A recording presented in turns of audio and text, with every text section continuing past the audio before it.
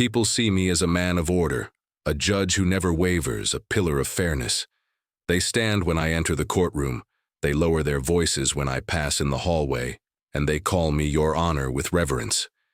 Yet when I return home, it is not the gavel on my desk or the cases on my docket that define me. It is the ring on my finger and the woman waiting in our warm, polished kitchen, Emily, my wife, my perfect marriage. That is the story everyone believes. I still remember the morning after I won my first major case as a newly appointed judge. The mayor shook my hand. Newspapers wrote glowing articles about my sharp mind and moral clarity. But what struck me more was Emily's smile at the breakfast table. She looked at me as though I had conquered the world, and I believed I had. She leaned across the table, kissed my cheek, and whispered, "We're unstoppable, Will." Those words became a mantra. Tonight, 10 years later, she sits across from me at dinner. Her hair is perfectly pinned, the silver bracelet I bought her years ago glinting beneath the soft chandelier light. I study her movements, the way she slices her steak into careful squares, the way her laugh fills the silence when I tell her about an attorney fumbling over his arguments. Everything about her radiates poise, elegance, and control, yet sometimes I feel her gaze slip past me. "Will," she says suddenly, her fork clinking against the plate. "You've been quiet tonight. Another heavy case?" I smile, forcing warmth into it. Always heavy cases, that's the job. Her eyes linger on me a second too long. Then she looks down, pushing her food around the plate. I notice she hasn't eaten much. A ripple of unease runs through me. I push it away quickly, reaching for her hand across the table. Her skin is cool against mine. "You know," I say, "no matter what chaos goes on in court, this," I squeeze her hand gently, "is what steadies me." She smiles faintly, though her eyes seem distant. "And you steady me," she replies, but something in her tone feels rehearsed, like a line in a play. I laugh lightly, trying to break the tension. Then we're a perfect balance, the judge and his wife. Her hand slips from mine as she stands to clear the dishes. I watch her back as she moves into the kitchen. There is nothing out of place, no reason for suspicion, yet a small shadow forms in my chest. The world may see perfection, but even the sharpest eyes can miss the tiniest cracks. And cracks, once they spread, are impossible to ignore. As I sit there, staring at the empty plate in front of me, I can't shake the thought that something, though I can't yet name it, has begun to shift inside the walls of our perfect marriage. Chapter 2. A whisper in the courtroom. The morning after that uneasy dinner with Emily, I stepped back into my domain, the courtroom. Here the air is sharp with authority, the oak panels gleam, and silence bends to my command. In this space, I am untouchable, immune to the shadows that creep at home. Or at least I tell myself I am. The case before me was a bitter one. A wealthy businessman accused of fraud, his reputation crumbling with every testimony. Lawyers spat arguments like venom, each word meant to wound. I listened, weighing their points, gavel resting lightly in my hand. That was when I heard it. Not from the witness stand, not from the loud debate echoing through the chamber, but from a side exchange between two attorneys waiting their turn. A whisper, careless, sharp, and meant for no one but each other. Funny how these high and mighty families always hide the darkest scandals, one muttered. The other chuckled. Behind every perfect marriage, there's a secret waiting to crawl out. They thought their words dissolved into the hum of the courtroom, but I heard them. And for reasons I couldn't explain, their remark hooked into me like a fish caught on a line. My chest tightened. Perfect marriage, dark secrets. The words dragged me back to Emily, her distant smile, the coolness of her hand, the uneaten dinner. I cleared my throat sharply, and the attorneys stiffened, realizing their whisper had carried. "Focus on the matter at hand, gentlemen," I said firmly. My voice was calm, but inside a storm gathered. For the next hour, I forced my attention on the case. Yet every piece of evidence, every testimony blurred against the echo of that Whisper. Scandals. Secrets. Perfection. When court adjourned, I lingered, staring at the empty benches. The whispers replayed, colliding with my wife's faint smile from last night. Emily had always been private about her past, brushing off questions with charm and ease. Not everything needs to be dissected, Will.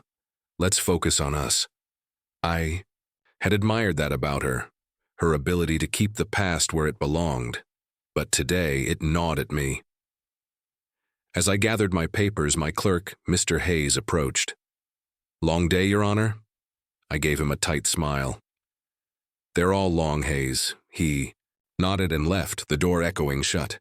I sat alone in the cavernous courtroom, the silence pressing in. The gavel lay heavy in my hand, but for once it brought no clarity. On the drive home, I tried to shake it off. Lawyers gossip. Words mean nothing. I was being foolish, letting a stray remark dig under my skin. Emily was my anchor, my balance. She steadied me, didn't she? Still, by the time I pulled into our driveway, the doubt had rooted deeper. And when I saw her standing at the window, her face unreadable behind the glass, I knew the whisper had opened a door inside me, one I wasn't sure I could close again. Chapter 3. Unopened Letters. When I stepped inside that evening, Emily was already in the living room, the soft glow of a lamp painting her in gold. She smiled as if nothing had shifted, as if my world hadn't cracked earlier that day. "Long day?" she asked, rising to kiss my cheek. "Always," I murmured, setting down my briefcase. Her perfume lingered in the air, warm and familiar, yet it felt strangely distant, like a memory I couldn't quite touch. We moved through the motions of the evening, dinner, small talk, the clinking of utensils. She laughed at the right moments, touched my hand across the table, and filled silences with practiced ease. Still, something inside me refused to settle. That whisper in court scratched at my mind like a persistent itch. Later, while Emily showered, I wandered into the study.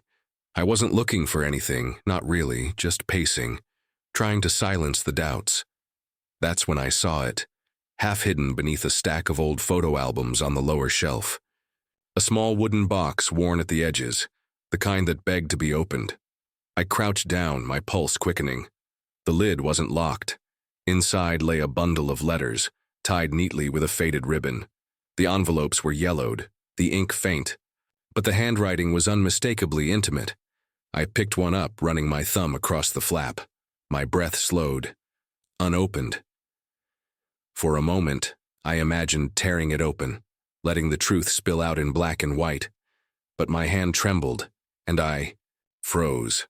I am a judge. My profession is to expose lies, weigh evidence, and deliver verdicts without fear. Yet here I was, terrified of the truth sealed in a letter addressed to my wife. "Will?" Emily's voice floated down the hall. I shoved the letter back into the box, slid it beneath the albums, and straightened just as she entered. Her hair was damp, her robe cinched loosely. She tilted her head. "What are you doing in here?" I forced a smile. "Just thinking through tomorrow's case." Her eyes searched mine for a beat too long. Then she smiled softly. "You never stop working." "Part of the job," I replied, my voice tight. We left the study together, but I couldn't shake the weight of that ribbon-bound bundle. All night, as she curled against me in bed, I stared at the ceiling, my mind circling the same question. Why keep unopened letters for so many years? Fear whispered its answer. I didn't want to know. The next morning, Emily hummed while making coffee. The picture of serenity. I watched her from the doorway, trying to convince myself that the box meant nothing, that secrets, if they existed, were buried in harmless paper. But the whisper in court had already seeded doubt, and now, the unopened letters sat in my study, a silent verdict waiting to be read. Chapter 4. The DNA kit on the kitchen table. The unopened letters haunted me in silence, but I forced myself to bury them beneath daily routines. Perhaps I could pretend they meant nothing. Perhaps if I looked away long enough, the cracks would. But life has a cruel way of handing you the very truths you try hardest to avoid. It happened on a Saturday afternoon. Emily was arranging flowers in the dining room, sunlight catching her hair, when our daughter, Lily, burst through the front door. Her laughter carried through the house, bright and unguarded. "Mom, Dad, you won't believe what I brought home," she said, dropping her backpack on the chair. With a dramatic flourish, she pulled out a small white box, its logo bold across the front. A DNA testing kit. "Got it from a friend at school," Lily explained, grinning. "Everyone's doing it, finding out where they came from, what their ancestry is. I thought it'd be fun for us." My heart thudded. Emily froze, her hands stilling above the vase. For the briefest moment, her face drained of color before she forced a smile. "Oh, Lily, you and your little experiments. It's not little, it's science." Lily laughed, tearing open the box. "We just spit in the tube, mail it off, and boom, family tree magic." I glanced at Emily. Her fingers tightened around the vase until her knuckles whitened. Trying to sound light, I said, "It could be interesting. A family project." Her eyes flicked to mine, sharp and fleeting, like a warning. Then she laughed, though it rang hollow. "Well, I suppose it could be fun, but you know me, I'm not fond of all these tests." "Come on, Mom," Lily urged, pressing the tubes into our hands. "It's harmless." I watched Emily hesitate. She smoothed her dress, then finally took the tube with a reluctant sigh. "Fine, if it makes you happy." But I saw the tremor in her hand. We each filled our samples, sealed them, and placed them back in the box. Lily clapped her hands, thrilled. "This is going to be so cool. In a few weeks we'll know everything about where we come from." Smiled at her excitement, but unease coiled in my stomach. The unopened letters were one thing.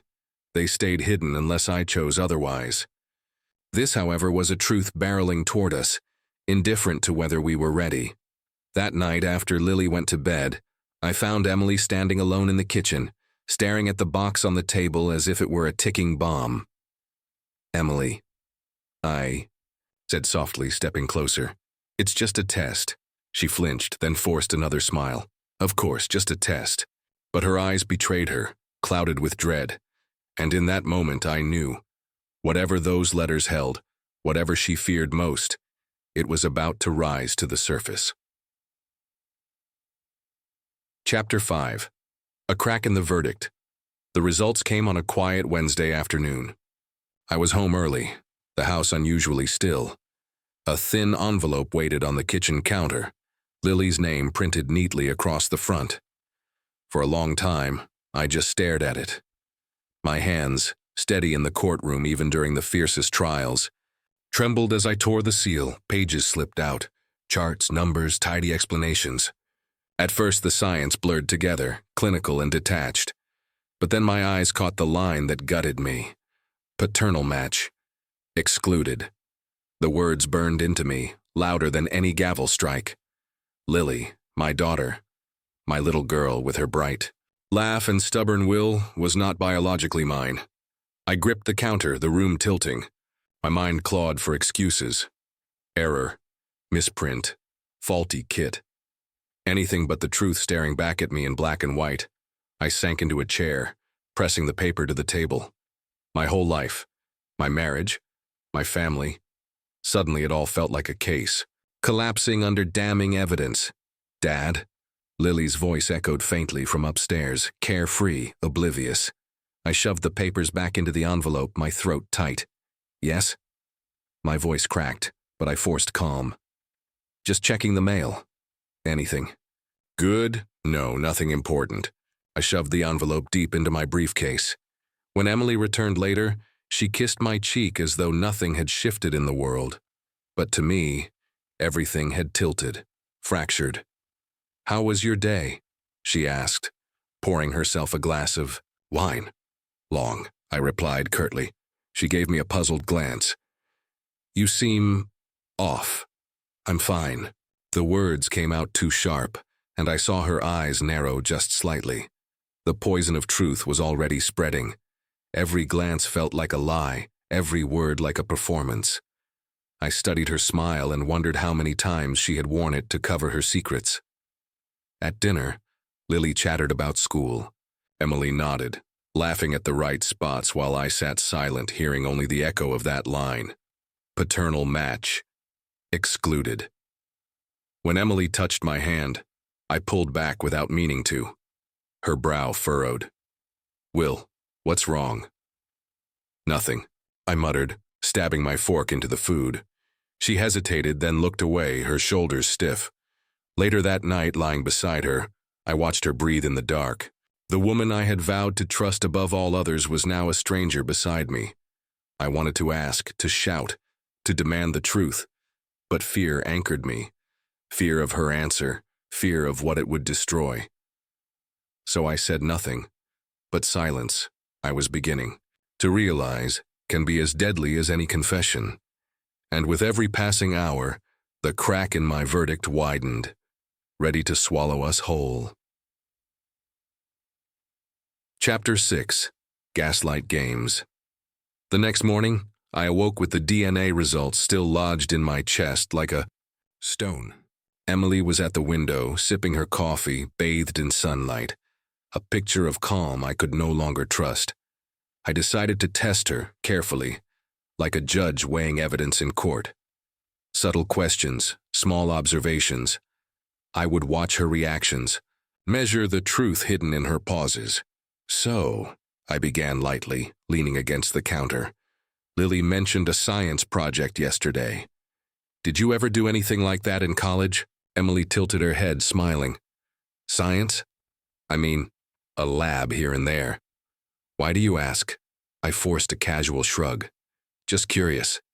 You never spoke much about your college days." Her lips quirked into a knowing smile. "Some things are better left in the past, don't you think?" The words should have reassured me, but instead they set off alarms. Her gaze flicked away, resting briefly on the unopened letters in my study. Or was that just my imagination? Later, as I carried Lily's laundry up the stairs, I asked another innocuous question. "Emily, who did Lily look like as a baby?" "Oh, I don't know," she said breezily. "Everyone says babies resemble their parents in strange ways. Why?" "Just wondering," I muttered, catching the slight hesitation in her tone. Her laughter was too quick, too precise. My chest tightened. I began to notice patterns, the way she repeated phrases I had used moments before, the way she deflected, rather than answered. A quiet war began to play out in our home, one I couldn't admit existed. I was the judge, yet now I felt judged.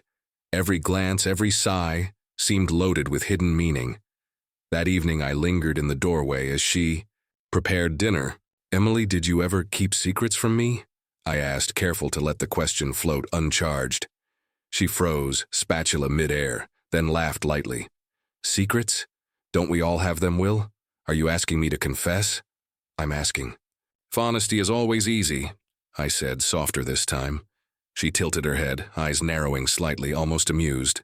"You're making mountains out of molehills." "Everything is fine, Will. You worry too much." Her calm, so practiced, twisted something inside me. I began doubting my own instincts. Perhaps I was imagining things. Perhaps the unease, the letters, the DNA kit. It was all in my head, and yet deep down I knew she was aware of my suspicions. The subtle manipulation, the soft denials, the laughter that cut sharper than any accusation. It was all designed to unbalance me. I sank into a chair, later, alone, staring at the faint light through the curtains. A judge, trained to discern truth, now second-guessed his every thought. The war was no longer about evidence or facts. It was about trust. And I was losing ground in the only trial that mattered. Chapter 7. The Other Man's Shadow. The whispers in my mind refused to let me rest. Each glance at Emily, each carefully measured smile, reminded me that the truth was somewhere just out of reach. I began to dig quietly, starting with the fragments she had left behind in our shared life. Old photos, letters I had glimpsed, the briefest mentions of a friend named Daniel. I learned he had been a part of her past, a man she never mentioned again after college. Friends spoke in vague terms, offering polite smiles and swift changes of topic. His name alone seemed to evoke discomfort, almost fear. Curiosity became obsession.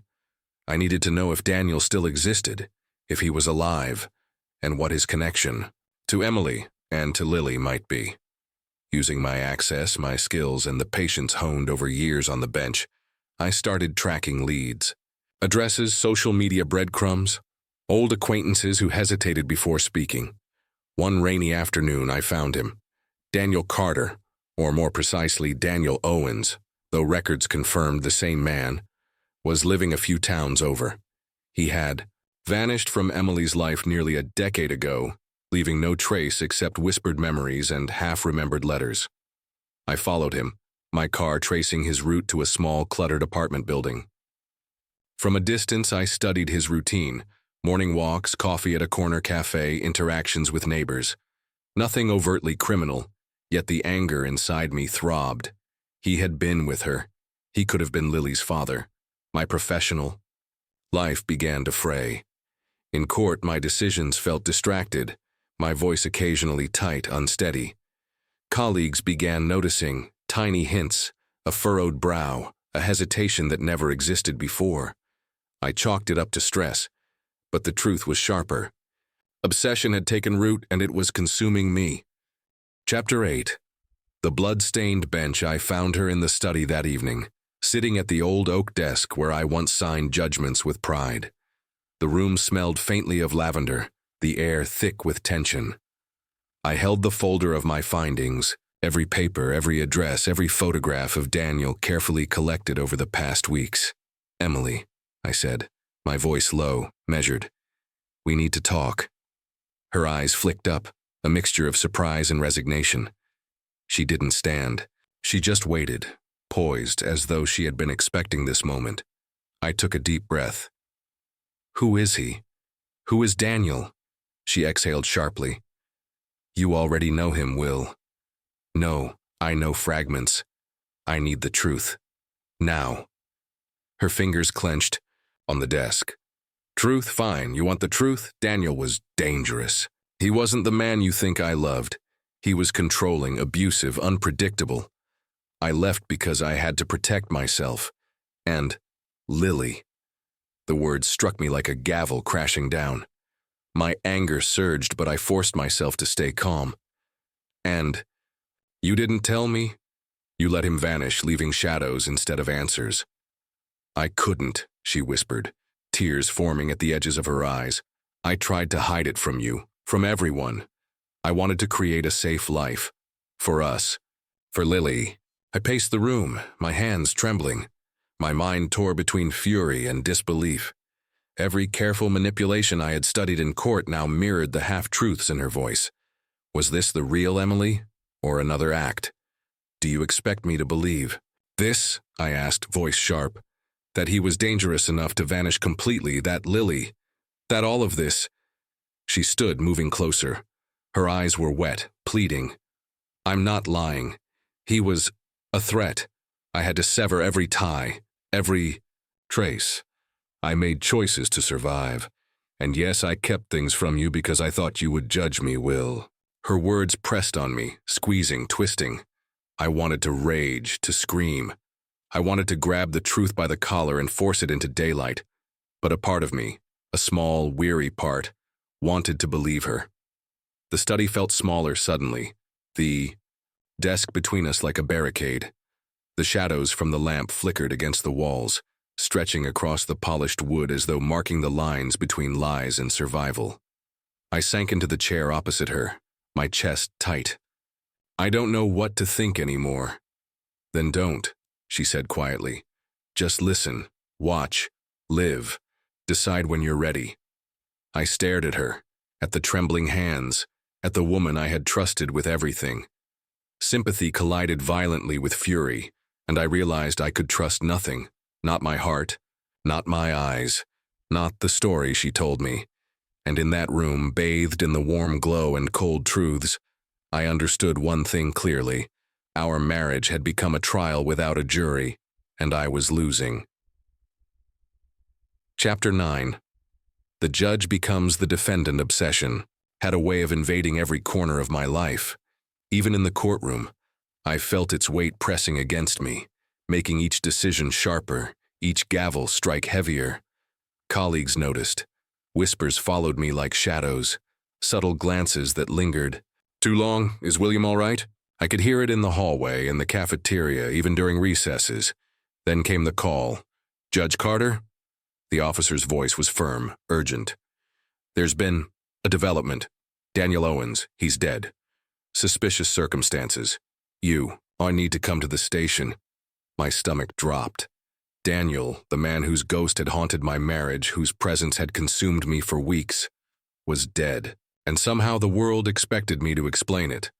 I drove in silence, hands tight on the steering wheel, heart hammering like a verdict being read. Images of Emily, of Lily, of the unopened letters danced behind my eyes. The DNA results. The subtle manipulations. Daniel's face, once a shadow, now an ominous fact. At the station, officers ushered me into a small room, its harsh light bleaching everything into stark contrast. "Judge Carter, you are currently considered a person of interest," one said. The words hit harder than any gavel strike. "Interest?" I echoed, trying to steady my voice. "I've had no contact with him. You were seen following him. Witnesses place you near his apartment." Panic flared in my chest, but I forced calm. I was trained to weigh evidence, to control emotion, yet the irony wasn't lost on me. I, a judge, was now under scrutiny, judged by others. I observed him, but I never touched him, never. My voice faltered. The officer studied me. "We'll need a full statement, your movements, your contacts, anything unusual." Unusual? My obsession had become my alibi and my indictment. Every sleepless night, every clandestine observation, every whispered doubt now twisted into suspicion. I returned home later, the walls of my house closing in. Emily's presence, once comforting, now felt like a reminder of the chaos I had unleashed. "You're home late," she said softly, eyeing me with a mixture of concern and something unreadable. "Work ran long," I muttered. Her silence spoke louder than words. I could almost see her calculating, wondering if I would crumble. Perhaps she already knew more than she let on. That night, lying awake, I stared at the ceiling. My reputation, carefully built over decades, teetered on the edge. The courtroom, once my sanctuary, had become a stage where I was now the accused, the defendant in a trial without witnesses or gavel. And Daniel's death, sudden and violent, had made all the whispers real. I realized then that nothing could protect me, not the law, not my judgment, not even the truth. I had entered a maze of suspicion and obsession, and the walls were closing in. Chapter 10. DNA doesn't lie. The knock on the door came early, sharp, impossible to ignore. Detectives stood there, badges gleaming under the pale morning light. I already knew why. They had traced DNA from Daniel's apartment, and now it was pointed straight at me. "Judge Carter," one said, voice clipped. "We need to collect samples and review your statement." I swallowed hard, heart hammering. My office, my courtroom, my home, everything had collapsed into a single point of suspicion. My hands trembled as I followed them inside, trying to mask fear with the discipline of years on the bench. Hours later, I sat in a small, sterile room, watching the evidence unfold. Hair samples, fingerprints, and, most damning of all, traces of DNA from a struggle. And then, the overlap. A match that shook me more than I wanted to admit. Emily, not my DNA, not Lily's, but hers, hidden in corners, on objects she claimed had never left her reach. Every lie I had buried in my mind, every subtle deflection, every whispered secret now bled into a crime scene. Her fingerprints, her DNA. It connected the past with the present, her story of survival intertwining with a narrative I had never seen fully until now. I wanted to scream. "William, are you all right?" a detective asked, snapping me back. "Yes. I just need a moment," I muttered, gripping the edge of the table. At home that evening, I faced Emily, the air between us thick with accusations unspoken. Lily played in the other room, oblivious. to the unraveling world around her.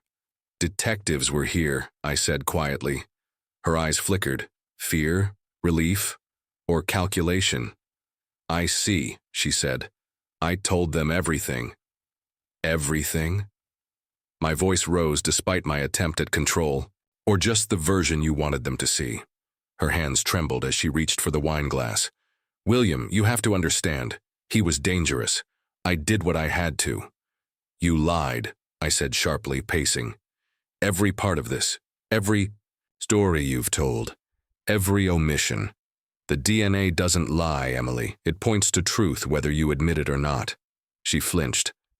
I did it for us. For Lily. You wouldn't have understood otherwise. The room felt smaller, the walls closing. The judge inside me, trained to weigh evidence and sentence criminals, now sat helpless, unable to judge without being entangled in guilt, fear, and obsession. In that moment, I realized the trial of our marriage had begun in earnest. The gavel of truth had been replaced by something far more unforgiving, the evidence of DNA, and whether by love, manipulation, or desperation, Emily had turned our home into a courtroom, and I, unwillingly, into the defendant. I stared at her, searching for the woman I thought I knew, but all I found were fragments, lies, truths, and shadows too intertwined to separate. And I understood that from this point forward, nothing would ever be simple again. Chapter 11. The Final Verdict. Stood in the empty courtroom, the polished wood reflecting a life I barely recognized. The gavel, once a symbol of justice and authority, rested heavy in my hand. Now it felt like a weapon turned inward, a reminder that the rules I had enforced for decades no longer applied to me.